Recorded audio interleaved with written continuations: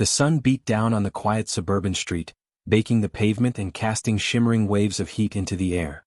Jake leaned against the hood of his car, wiping his hands on an old rag, admiring the deep curves and chrome accents of the 1969 Dodge Charger. It wasn't perfect, some rust along the fender, a few faded spots on the hood, but to him it was beautiful. It had been his grandfather's pride and joy, the car he had driven across the country, the car Jake had learned to drive in. The sharp sound of a throat clearing shattered the peaceful moment.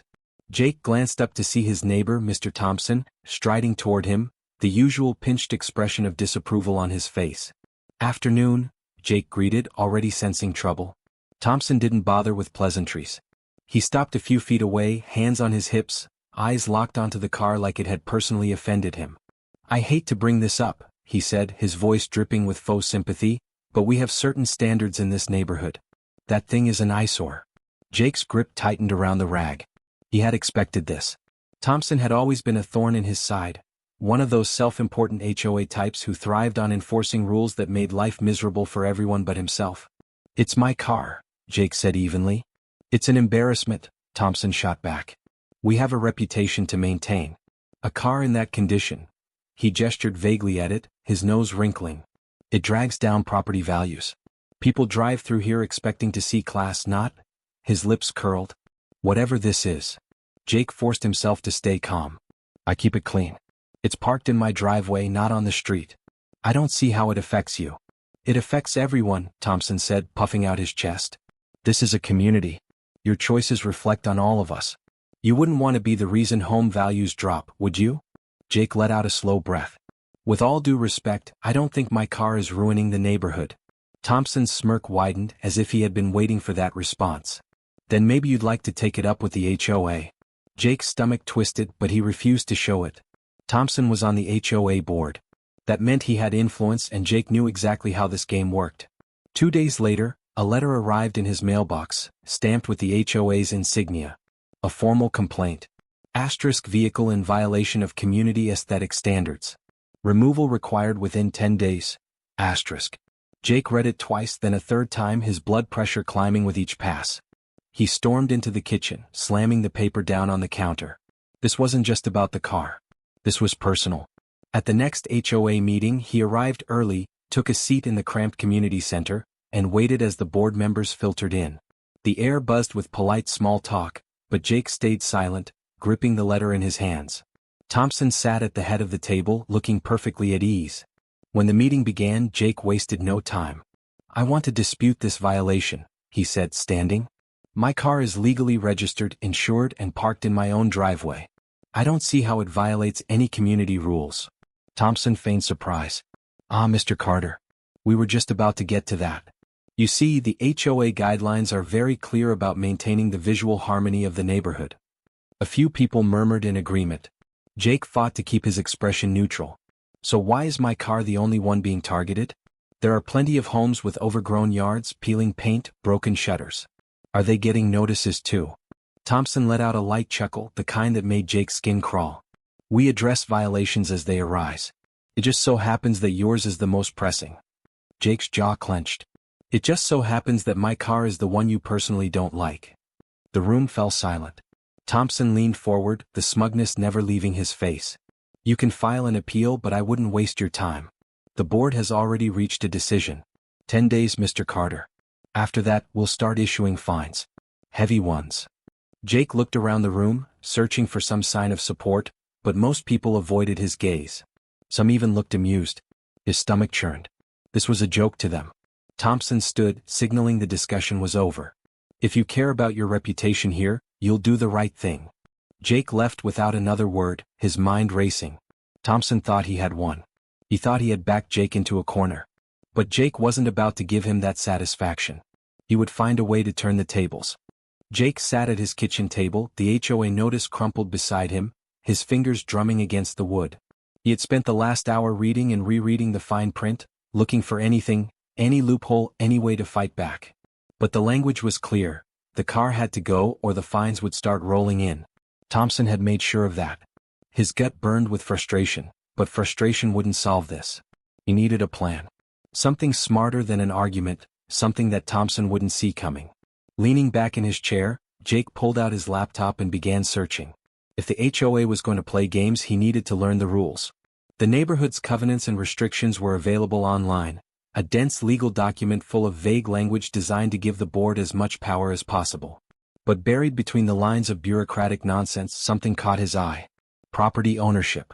The HOA had authority over what people could do on their properties, but what if he had more than one?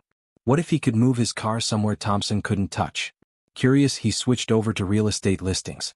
Most of the homes in the area were well-maintained, expensive, locked in long-term ownership.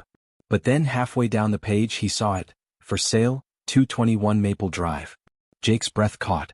He knew that address. It was the house right next to Thompson's. The asking price was steep, more than he had expected, but not impossible. The listing described it as a fixer-upper, which meant it had probably been sitting on the market for a while. That gave him leverage. His pulse picked up. If he could buy the house, he could legally park his car there. It would be a different property, a separate lot. And if Thompson tried to fight him? Well, Jake could make sure that battle was a hell of a lot messier than an old car in a driveway. A slow smile spread across his face. This could work. By the next morning, he was in contact with the real estate agent. The house had been sitting empty for nearly a year, an inheritance left behind by an owner who had passed away, the family uninterested in dealing with repairs. They were eager to sell, willing to negotiate. Within days, Jake had an offer accepted, and within weeks he was handed the keys. He didn't tell a soul. For the first few days he kept everything quiet, maintaining his routine, pretending nothing had changed. Thompson, satisfied with his so-called victory, barely acknowledged him, though Jake caught the occasional smug glance in passing. The 10-day deadline came and went, and sure enough, a fresh HOA warning arrived in his mailbox. Jake smiled as he read it. That evening, under the cover of dusk, he moved his car. Not away, not out of sight. He pulled it into the driveway of his new house. The next morning, Thompson came storming across the lawn, rage twisting his features. "You think this is funny?" he snapped, jabbing a finger at the car. Jake leaned against the hood, arms crossed. "I don't know what you mean." Thompson's eyes burned. "Don't play dumb. You moved it. That doesn't change anything. The HOA rules still apply." "Not to this property," Jake said casually. Thompson blinked. "What?" Jake pulled a folded sheet of paper from his back pocket and handed it over. Thompson snatched it, his eyes scanning the document. The color drained from his face. "Asterisk, you bought the house. Asterisk." Jake grinned. "Yep." For the first time since he had known him, Thompson was speechless. Jake patted the car's hood. "This driveway is on a different lot, which means the complaint you filed doesn't apply. HOA rules say I have to remove the car from my property, and I did. This is someone else's now." Thompson's hands trembled, the paper crumpling in his grip. "This is absurd. You can't just." Jake shrugged. "I can. And I did." For the first time, Thompson had no power. But Jake wasn't finished. That evening, he stood in the empty living room of his newly acquired house, looking at the blank white walls. This wasn't just about parking anymore. This was about sending a message. The next morning he got to work. It took 2 days. 2 long, messy days of painters rolling their brushes across every inch of the house's exterior. When they were done, Jake stood on the lawn, admiring their work, hands on his hips. The house, asterisk his house, the one directly beside Thompson's asterisk, was no longer a neutral, respectable beige. It was neon green. Not just green.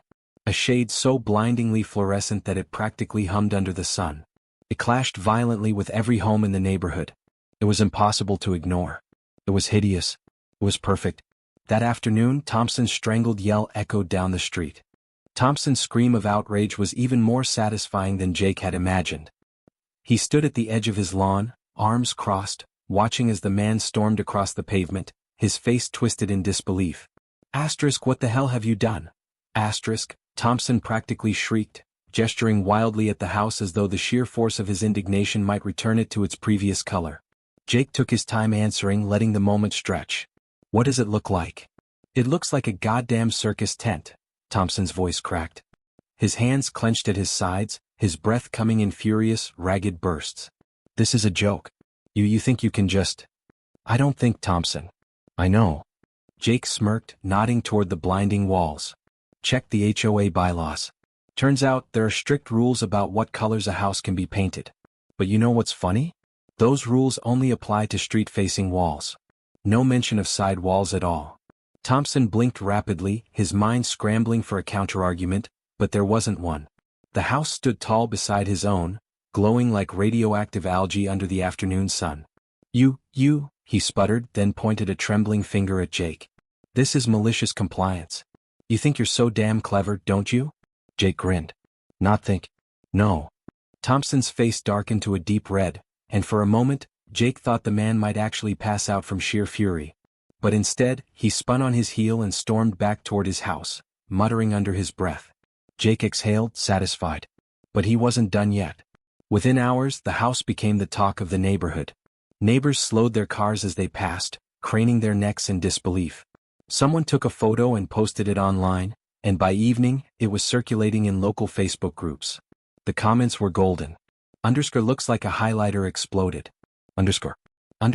Whoever did this is a legend.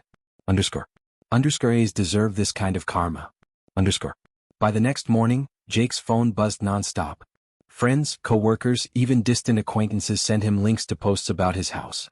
Someone had turned it into a meme, captioning it, "When the HOA messes with the wrong person." Thompson, however, wasn't laughing. He spent the next few days calling emergency HOA meetings, drafting new violation notices and threatening legal action. Jake received a fresh complaint, but this time he was ready. He sent back a simple reply: "Cite the exact rule I've broken." The response? Silence. Because there was no rule. But Thompson wasn't the type to accept defeat. A few days later, Jake caught sight of him speaking to someone in a suit on his front porch. A lawyer. By evening, an official letter arrived at Jake's door. Thompson was trying to sue him. Jake didn't even blink. He had already done his homework. The case was weak, built entirely on vague claims that his house was devaluing the neighborhood and causing emotional distress. Laughable. Still, Jake wasn't just going to defend himself. He was going to end this. He compiled evidence, photos of Thompson's past HOA violations that had mysteriously gone unenforced. He found inconsistencies in fines issued to other neighbors, all conveniently benefiting Thompson and his friends. And then for the finishing touch, he sent a polite but pointed email to the HOA board, attaching all the proof. The response was immediate. The lawsuit was dropped within 48 hours. 2 days later, Thompson was removed from the HOA board. Jake had won. But he wasn't done twisting the knife just yet. With Thompson no longer holding power, the HOA faced backlash for years of selective rule enforcement. Rules were rewritten, absurd restrictions removed. Jake, now a local hero, received a wave of support. Neighbors who had once stayed silent were suddenly all too happy to see Thompson taken down a peg. In the house, Jake kept it neon. The silence from Thompson's house was deafening. Where there had once been a daily barrage of complaints, legal threats, and smug posturing, there was now nothing. No glares from the porch, no carefully worded HOA notices stuffed into Jake's mailbox. Just silence. Jake knew what that meant. He had broken him. The neighborhood had changed overnight. People who had once given Thompson polite nods now crossed the street to avoid him.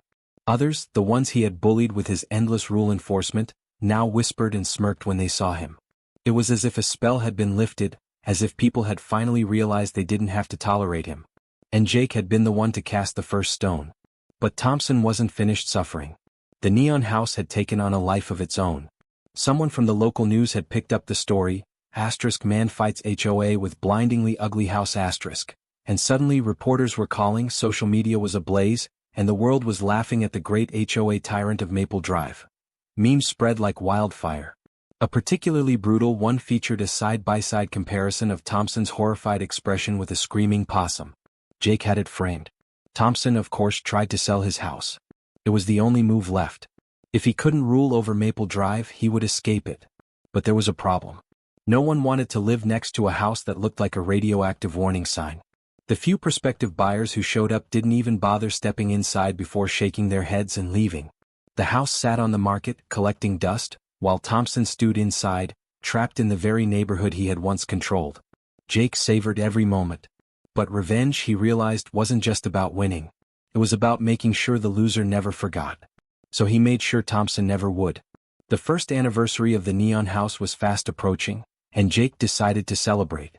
He sent out invitations, an open invite to the entire neighborhood except Thompson. He set up a grill in the front yard, lined up tables with drinks and snacks, and for the finishing touch, commissioned a giant neon green sign that read, "The Eyesore, EST 2024" in bold, blinking letters. The night of the party, Maple Drive came alive. Music played, laughter rang through the streets, and people gathered in front of the now infamous house, taking selfies and raising drinks in celebration. Jake caught Thompson watching from his window, his face shadowed and bitter. He lifted his beer in a silent toast. Checkmate.